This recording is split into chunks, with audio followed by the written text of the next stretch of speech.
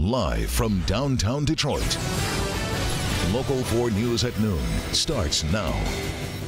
What better than Belle Isle on a beautiful summer day, but the 7-day forecast shows that the heat is on.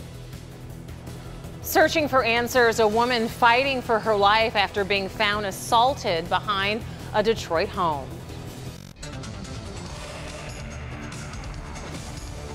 And we have breaking news out of Pontiac this afternoon. A judge approves an $8 million settlement in the malpractice case involving victims of former cancer doctor Fareed Fata. Good afternoon. That story does top our news this noon. Fata is currently serving a 45-year prison sentence for fraud, money laundering, and conspiracy. He poisoned more than 500 patients through needless cancer treatments in order to collect millions of dollars from insurance companies. Our Guy Gordon joins us now live from Pontiac, where this was just announced. Tell us about the number of victims involved in this settlement. Well, Rhonda, there were 43 cases, and they were all heartbreaking, and they got even more heartbreaking when they heard how much money they're going to get. Remember, this is no ordinary malpractice case. He wasn't just an incompetent doctor. He was malevolent. He was evil. He gave them treatment that they didn't need. And the law is really, honestly, according to the plaintiff's attorneys, just not set up to address that kind of evil. So here's what he's going to get. As you said, there's an $8 million settlement fund now. That will be divided between these 43 plaintiffs. That comes out on average to about $186,000 a claim. Not very much when you consider that these are people that lost loved ones. They are people that are facing a lifetime of medical calamities because of the chemotherapy treatments they received that they didn't need. I have one gentleman who not only received chemotherapy for that long, but he ended up losing both of his legs because of it.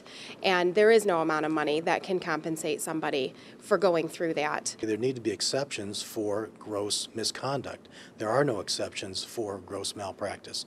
There are no exceptions for situations like this. And Michigan law is horrible and getting worse with respect to hospitals being liable for what happens within the walls of their institution.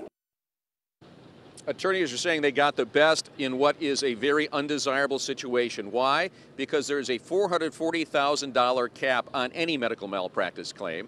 Dr. Fata had very low medical coverage with his insurance company, only $3.5 million, and there was an exclusion in that policy that said if he did something intentionally wrong or if he did something fraudulent, that they didn't have to pay. They could have walked away from this judgment entirely. So that's what the attorneys were facing. They say this needs to be revisited in the legislature. We'll have more on that coming up on later editions of Local 4 News. They'll find out when they get the money, probably this fall. It will be divvied up before those 43 claimants. Rhonda, back to you. Just shows you how unprecedented his actions were. Guy, thank you. You are looking at a scene where a woman was found dumped, barely clothed, and assaulted. She was found early this morning. It's on the southwest side of Detroit, and this area was behind a house on Seacott Street near Livernois and Michigan Avenue. Right now, our Sean Lay joins us live from Detroit with more on the investigation and the search for who may be responsible. Any leads? And the sources at this noon hour, Rhonda, are telling me that this woman is in very, very grave condition. She's at a local hospital right now where doctors are working to save her. You asked about leads. Let's talk about that. Let's take you right to the scene. It was 6:30 this morning, and that's when the call came into police. A woman found partially clothed, found unconscious in this overgrown alley. It's behind Seacott. That's a few blocks south of Michigan. She had been severely beaten, I am told, and suffering from a very bad head injury. Now here's what's going on. Police are looking at all the evidence they can find to see if this woman had been sexually assaulted and also possibly run over by a car. The case being handled right now by the Detroit Police Sex Crimes investigators. I met with them just minutes ago. Well, yes, she was severely beaten from the waist up, and so right now she's in critical condition.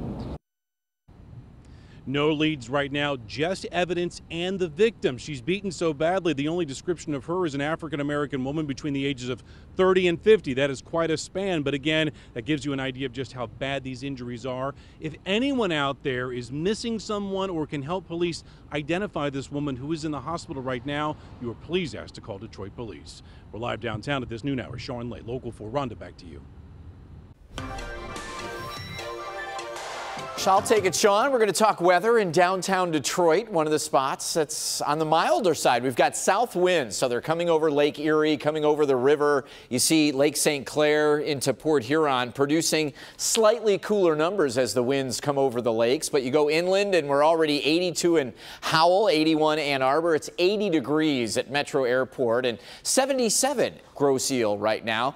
Add the humidity, and temperatures barely budge. Our dew point temperatures, which measure the humidity, are only in the low 60s. That's not a real impressive or oppressive number. Nothing that's going to get us today, but the humidity really starts to crank up as we head into your Thursday and Friday. So let us enjoy a beautiful July day. Temperature of 80 now, up to 85 degrees at 2. And just like yesterday, upper 80s without the humidity. We do have a few clouds, as you saw behind Sean Lay's live shot there, but no rain in the forecast today. Rhonda, coming up, dangerous heat, and we'll talk about storm chances. For all of this, you want the Local Forecasters app, and we've got it for you for free. Radar interactive. You can bring it with you into the palm of your hand and your device. Also, any warnings, alerts, detailed forecast updates, it's all right there. The free Local Forecasters app. Just search WDIV.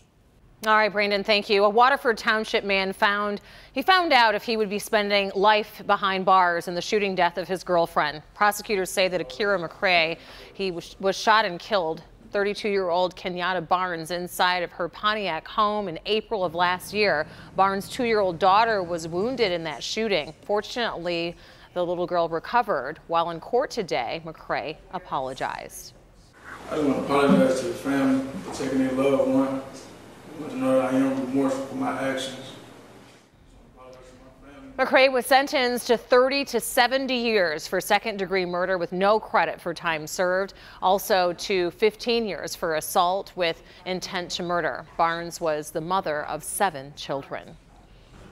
An 11-year-old had to call 911 from an attic while hiding after a deadly stabbing happened in her home. Early this morning on Detroit's west side, police say that 2 people got into an argument that ended with a 32-year-old stabbing a 20-year-old. The suspect initially fled the scene but was ultimately tracked down and arrested. The 911 operator tried to walk the 11-year-old through the steps of CPR, but the victim was pronounced dead on the scene. What an ordeal for that child.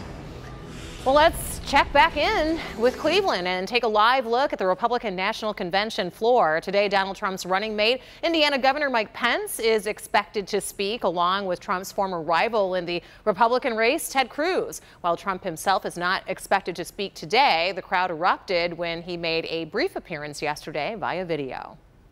This is a movement, but we have to go all the way. And while Donald Trump's appearance certainly got the crowd going, he wasn't the only Trump to speak last night. 2 of Donald Trump's children, it was Tiffany and Donald Jr. that took the stage last night. Tiffany spoke about how Trump was always a good parent and that he would always leave supportive notes on her school report cards. She just graduated from college recently. Trump Jr., though, stole the show, casting the vote that put his dad over the top to earn the Republican presidential nomination. It is now official. He followed up that historic moment by taking the stage himself, talking about how his father has the ability to connect with everyday, regular people. I was there with him, by his side, on job sites, in conference rooms, from the time I could walk. He didn't hide out behind some desk in an executive suite. He spent his career with regular Americans. He hung out with the guys on construction sites, pouring concrete and hanging sheetrock. You can hear more from Trump Jr. at clickondetroit.com, where our own Kimberly Gill sat down with the nominee's son and talked about what the whole experience has been like for him. And Kimberly Gill will continue to report from Cleveland, providing us more coverage from the RNC. Look for her reports here later today and on clickondetroit.com. Today, school leaders of the newly created Detroit Public Schools Community District unveiled new school initiatives. DPS Transition Manager Judge Stephen Rhodes was joined by other school leaders to announce new programs to help students stay engaged in the summer months. The new enrollment campaign focuses on trying to get more students involved in science, technology, engineering, arts, and math programs. The first day of school for Detroit students is September 6th. Already talking about back to school. Summer just started. Still to come on your Wednesday afternoon, an amazing rescue caught on camera, an inside look at the moments that had many holding their breath.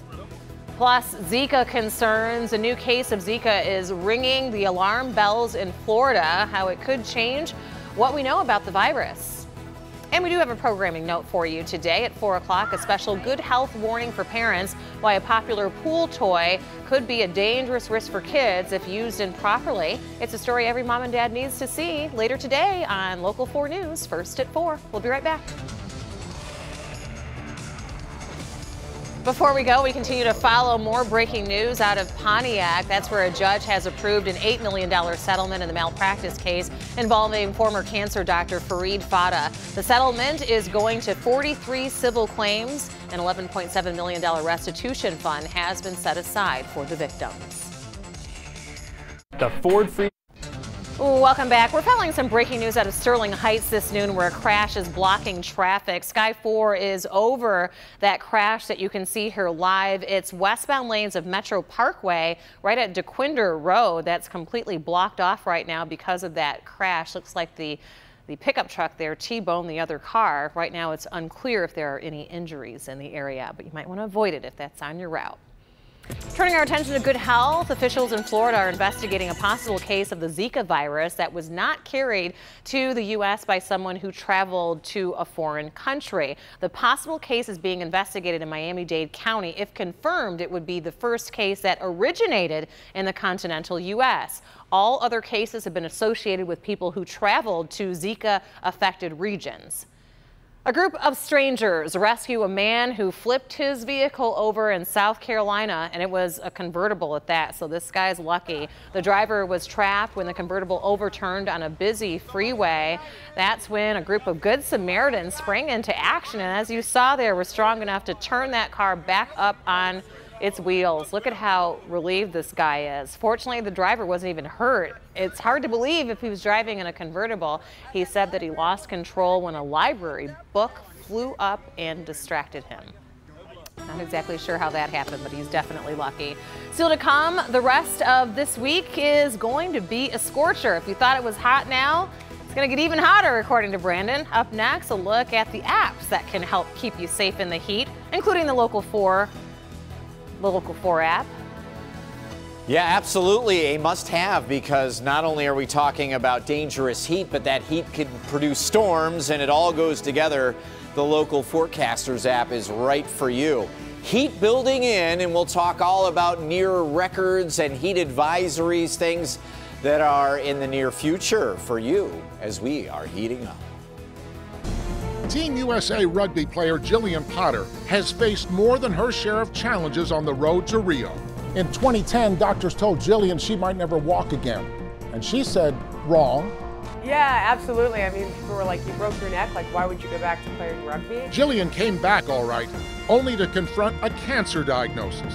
I don't think about like, oh, why did I have to go through that? And I think about how did it make me a better person. She's now a captain on Team USA, headed to Rio. Never give up, never give in. Lessons for all of us. Tonight at 11. We know that the heat is not only going to affect us, this is going to be a nationwide issue. I saw some of those temperatures, triple digits elsewhere. Yeah, you talk to your friends and family, they're going to be going through this as well. And it's going to be hot today, but even hotter tomorrow. And there's a few apps that we want to tell you about to make sure that you're staying hydrated, healthy, and safe? Yeah, some things that you need to know if you're going to be spending any time outdoors. So we have 3 apps that you might want to download. They're all free too, which is the great thing. The first is an app called iHydrated, the letter I, which keeps track of water intake and alerts you when you haven't been drinking enough. And there's also the OSHA Heat Safety Tool app, which calculates the heat index for specific work sites and sets reminders for drinking water and taking breaks. And finally, there is the EPA's SunWise UV Index app, which provides a daily forecast that lets you know when the UV index is the highest. And also, of course, I mentioned the Local Forecasters app, which is always a good one as well, in case you are trying to track if we're going to get any rain or not, and also just to know what the actual temperature is. You have to be careful with those apps. And Rhonda, have you ever had this problem where your phone just gets too hot and it won't activate? It says, you know, cool down phone or whatever, or sometimes when it gets too cold, it does the same thing. Oh, yeah. Well, if you leave it out in the sun, that's not good. Right. Oh, that was my problem. I thought it was just your phone was old and needed to be. All of that is true, and sometimes I forget. I leave it out in the sun, but you need to be careful even with your phones. You're going to get these apps to keep you safe. You make sure your phone is safe first. If it's not, you're not. You know that. How about Campus Martius, a place to be today? It's a day where you cut the grass and then you hang out in the water and then you just relax at the beach. We got all 3 things happening for you. Playing a little basketball up there at Campus Martius. What an awesome, awesome place downtown is and is becoming. 80 degrees out there right now. Still just have humidity at 52%. Not too bad. So we're still not too bad as far as comfort level. 88 degrees. Will feel like 88 degrees. Tomorrow's 90s. Forget about it. We're going to start to see triple-digit heat indices coming your way. 68 degrees will be your overnight number into early Thursday, but then, boom, 93 degrees, muggy, because it will feel more like triple digits both Thursday and Friday. I think we're going to see heat advisories from the National Weather Service, and that just means dangerous heat. Stay hydrated, stay shaded, check on the neighbors, check on the pets, make sure everybody is shaded and watered. As we get through Friday, looks like we could be near record heat and a better chance for storms on your Friday. Today's 88, nowhere near the record of 97. Tomorrow, I think we're safe as well. 93 the forecast, where record would be 100. Not going to do it. Friday, we could. We're going to be a degree or so north or south of that record and bringing in storm chances as well. Nothing happening out there today. It's a great afternoon for baseball or for whatever you have going on. And then as we approach the heat and humidity, and we're right on what's called a ring of fire, just the fringes of this big dome of hot air, we start to see some of these showers and storms riding in and out. And some of them, like here we see on Friday, could be on the stronger side. So heat-induced storms in the afternoons, both Thursday and Friday. Eyes to the skies for sure, but that heat stays all the way through the weekend and likely going to get a few more spotty storms on your Sunday. Rhonda? All right, Brandon, thank you. Still to come, bears on the move.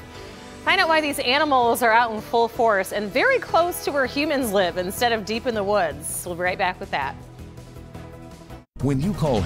Welcome back. It is that time apparently when bears are on the move. Yeah. These videos were taken by residents in upstate South Carolina showing bears in residential areas. This is that time of year when young male bears go out and, well, they try to find a pretty lady. And they go awfully close to where people live. There are more bears this year because apparently it's drought conditions in the area, and it's forced the bears to get out of the woods and look for food awfully close to where people live. Look at that guy. He looks a little thin.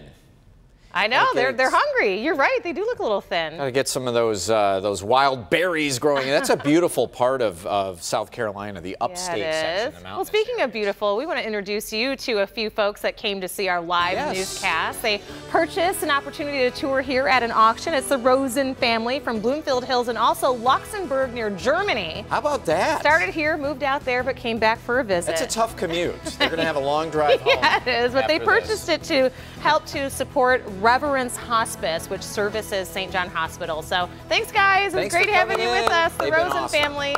Have a great day, everybody. Today.